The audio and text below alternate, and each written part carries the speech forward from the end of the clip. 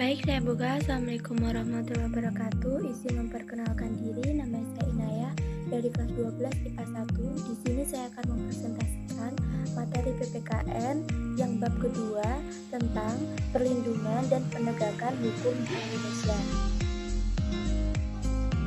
Hakikat perlindungan dan penegakan hukum. Manusia adalah makhluk yang bebas dan memiliki kepentingan masing-masing. Pada awalnya, tiap orang memperjuangkan kepentingannya dengan bebas. Akhirnya, manusia menyadari bahwa kepentingannya mempunyai batasan, yakni kepentingan orang lain. 1. Hakikat hukum. A. Pengertian hukum. Menurut Immanuel Kant, hukum ialah keseluruhan syarat yang dengan ini kehendak bebas dari orang yang satu dapat menyesuaikan diri dari kehendak bebas dari orang yang lain menurut peraturan hukum tentang kemerdekaan.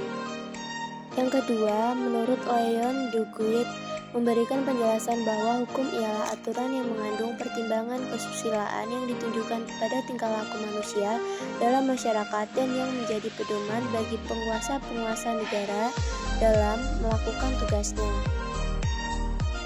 Yang ketiga, S.M. Amin SH dalam bukunya yang berjudul Bertamasya ke Alam Hukum merumuskan hukum sebagai kumpulan peraturan yang terdiri dari norma dan sanksi-sanksi, dan tujuan hukum ialah mengadakan ketatatertiban dalam pergaulan manusia sehingga kedamaian dan ketertiban terpelihara.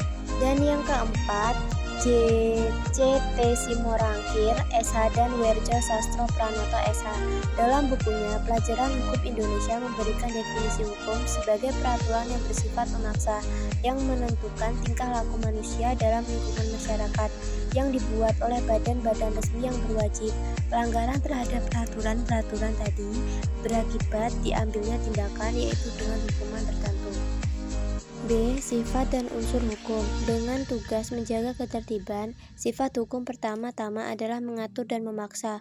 Hukum merupakan peraturan dalam kemasyarakatan yang mempunyai sifat mengatur dan memaksa setiap orang di dalamnya untuk mengikutinya. Adapun unsur dari hukum adalah sebagai berikut.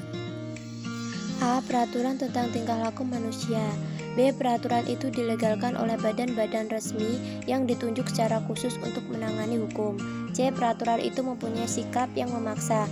D. Karena mempunyai sifat mengatur dan memaksa, hukum mempunyai sanksi yang tegas terhadap pelanggaran peraturan tersebut. C. Ciri dan tujuan hukum. Prof. Drs. C.St. Kansil SH dalam bukunya yang berjudul Pengantar Ilmu Hukum Indonesia memberikan penjelasan tentang ciri-ciri hukum sebagai berikut. Yang pertama, ciri hukum adalah adanya perintah, larangan, dan yang kedua, perintah dan atau larangan itu harus dipatuhi atau ditaati setiap orang. Oleh karena itu, setiap orang wajib menjalankan hukum di mana hukum tersebut diberlakukan.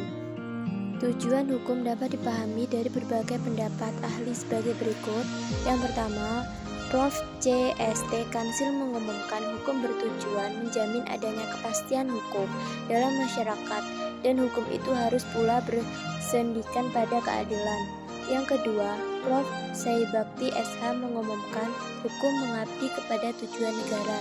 Yang ketiga, Prof. M.R.D.R.C.C.